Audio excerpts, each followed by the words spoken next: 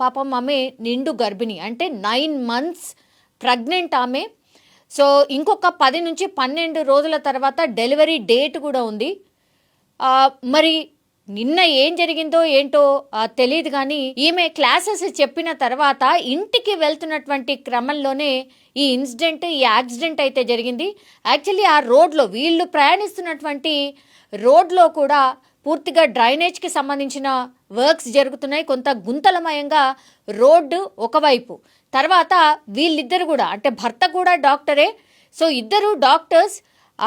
ఈమె హాస్పిటల్లో వీళ్ళందరికీ లెక్చర్ తర్వాత భర్తతో పాటే ఇంటికి వెళ్తున్నటువంటి టైంలో, ఆ రోడ్ నుంచి వెళ్తున్నటువంటి టైంలోనే వెనుక నుంచి వచ్చినటువంటి టిప్పర్ లారీ అత్యంత వేగంగా వీళ్ళ బైక్ని ఢీకొట్టగానే మమతా రాణి పాపం వెనకాల కూర్చుంది, నిండు గర్భిణి.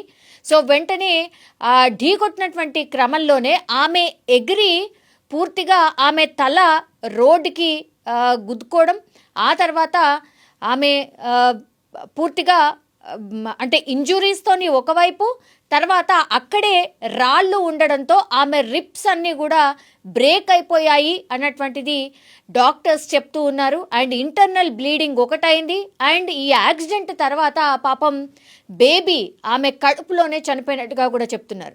సో ఇవన్నీ జరిగాయి కాబట్టే మమతా రాణిని హుటాహుట్న అక్కడ యాక్సిడెంట్ జరగగానే హాస్పిటల్కి తీసుకువెళ్లే క్రమంలోనే, హాస్పిటల్కి వెళ్ళిన వెంటనే ఆమెకి ఐసీయూలో ఎమర్జెన్సీ ట్రీట్మెంట్ అందిస్తున్నటువంటి టైంలోనే ప్రాణాలు కోల్పోయినట్టుగా డాక్టర్స్ అయితే అనౌన్స్ చేసిన పరిస్థితి.